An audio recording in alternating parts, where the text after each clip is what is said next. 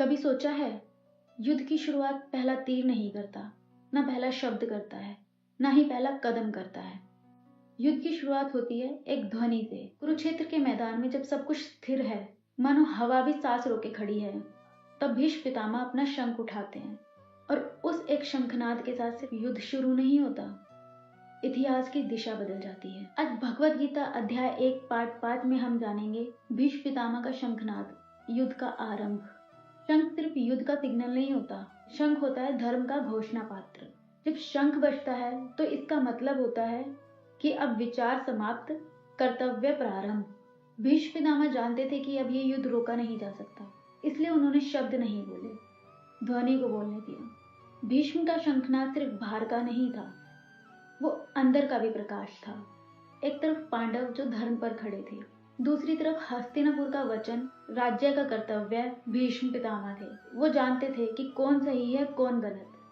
फिर भी वो अपना शंख बजाते हैं, क्योंकि गीता का पहला पाठ यही है, कर्तव्य बिना शक्ति के निभाना।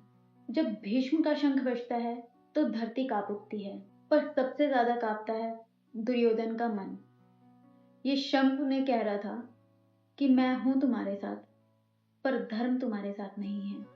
भीष्म का शंखनाद दुर्योधन को सराहना देता है, पर साथ ही उसे याद भी दिला देता है, जीत सिर्फ शक्ति से नहीं होती। भीष्म के शंखनाद के बाद पांडव भी अपने शंख बजाते हैं।